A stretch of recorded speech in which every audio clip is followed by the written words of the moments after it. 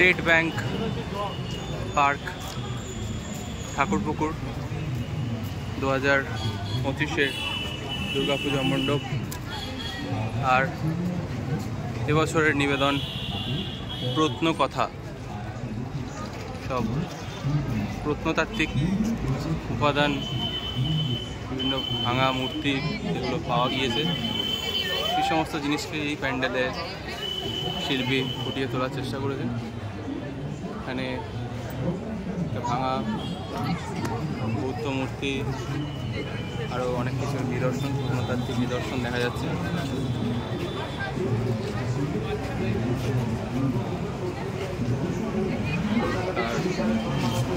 প্যান্ডেলের মধ্যে ঢুকতেই সেজন্য যদি মঙ্গলবাড়ি বৌদ্ধ বিহারকে জাতীয় শহীদ হিসাবে স্বীকৃতি দেওয়া হয়, তাহলে মঙ্গলবাড়ি বৌদ্ধ বিহার যথার্থ মর্যাদা পাবে এবং সেই আবেদন আমরা সরকারের কাছে সবসময় রাখবো। ঐতিহাসিক পাওয়া গিয়েছে, এরকম জিনিস রাখা রয়েছে। সামনে একটা বৌদ্ধ মূর্তি,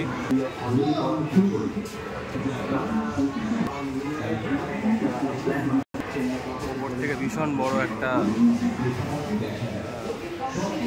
শিলাখণ্ড, যেটার ওপরে একটা মূর্তি খোদাই করা, সেটা ঝুলছে। বিভিন্ন ধরনের মূর্তি যেগুলো পাওয়া গিয়েছে তাম্রলিপ্ত, এই সমস্ত জিনিসকে প্যান্ডেলে খুব সুন্দরভাবে দেখানো হয়েছে।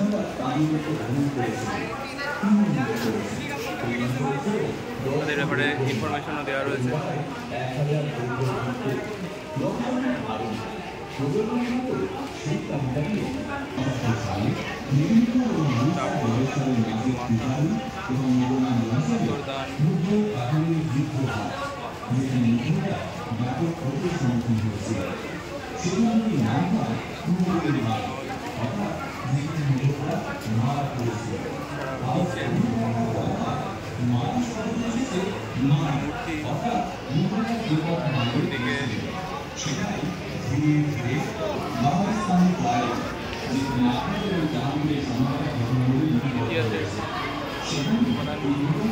তার ইনফরমেশন দেওয়া রয়েছে। 2013 সালের 7ই মার্চ থেকে পশ্চিমবঙ্গ সরকার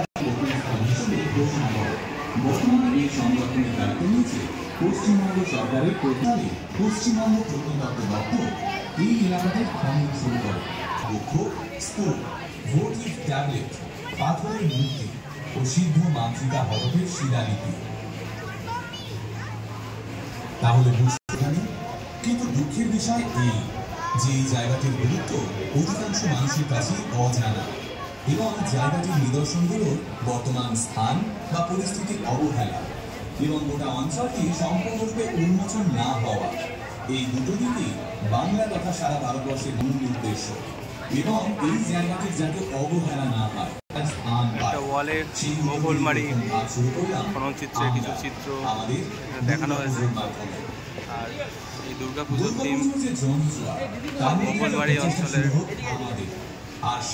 কার্যে সমস্ত পাওয়া গিয়েছে, সেগুলো এখানে দেখানোর চেষ্টা হয়েছে।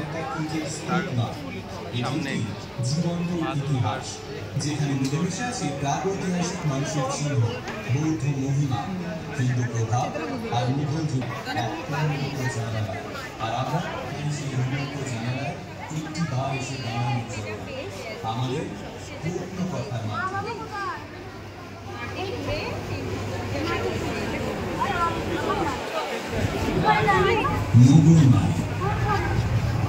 বাংলার বুকে লুকিয়ে থাকা প্রাগৈতিহাসিক ঐতিহ্য ভাণ্ডার। এই মোগলমারের মাটির নিচে